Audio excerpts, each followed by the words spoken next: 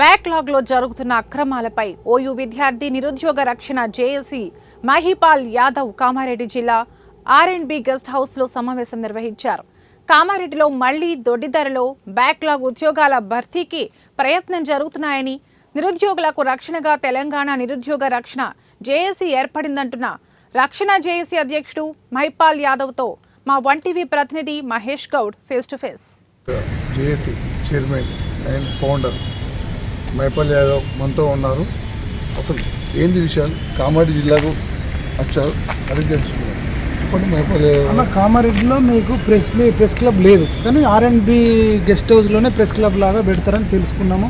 కామారెడ్డికి వచ్చినాం. కామారెడ్డికి ఎందుకు వచ్చినామని అంటున్నా, గత 2 నెలల క్రితం సోమాజిగూడ ప్రెస్ క్లబ్లో ఒక ప్రెస్ మీట్ పెట్టినాం. ఏంది, దొడ్డిదారిలో మళ్ళీ తెలంగాణలో బ్యాక్లాగ్ జాబ్ల భర్తీకి ప్రయత్నం జరుగుతుంది. ఇది పెట్టిన తర్వాత కొంతకాలం ఆగిర్రు. అంటే దొడ్డిదారులు అంటే చదువుకున్నోడు కాకుండా డబ్బులు ఇచ్చినోడికి, బంధుప్రీతి ఉన్నోడికి, కుటుంబ సభ్యులకు, రక్త సంబంధికులకు జాబులు నింపాలనుకుంటారు. ఏ శాఖలో, మున్సిపల్ శాఖలో, రెవెన్యూ శాఖలో, ఇరిగేషన్ శాఖలో, వివిధ రకాల శాఖలలో బ్యాక్లాగ్ జాబులు అమ్ముకుందామని ఫిక్స్ అయ్యారు. నిజామాబాద్లో ప్రెస్ మీట్ పెట్టినాం, బషీర్బాగ్లో పెట్టినాం, సోమాజిగూడలో పెట్టినాం. అందులో భాగంగానే రాష్ట్ర వ్యాప్తంగా పర్యటన చేద్దాం అనుకుంటున్నాం. అందుకని కామారెడ్డిలో కూడా పెద్ద మొత్తంలో బ్యాక్లాగ్ జాబులు అమ్ముకుంటారని మాకు సమాచారం వచ్చిందని, అందుకోసమే ఆర్&బి గెస్ట్ హౌస్లో ప్రెస్ మీట్ పెట్టడం జరిగింది. పెట్టారు కదా, దీనిపైన మీకు ఏమైనా స్పందన వచ్చిందా? అంటే మున్సిపల్ అధికారులు కానీ, రెవెన్యూ అధికారులు కానీ వాళ్ళు ఏమైనా కలిసారు?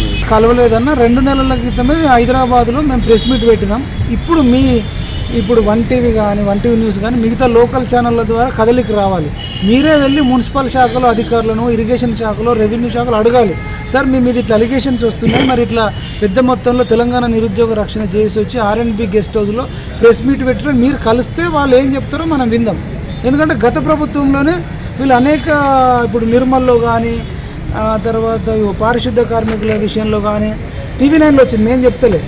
వీళ్ళే 12 పోస్టులు అమ్ముకున్నారని, 44 పోస్టులు అమ్ముకున్నారని ఇదంతా చూస్తున్నాం కదా. వీళ్ళు సేమ్ ఇప్పుడు దొంగబర్రె పచ్చగడ్డికి అలవాటైనట్టు అలవాటయ్యి వీళ్ళు ఈ ప్రభుత్వంలో కూడా చేస్తున్నారు.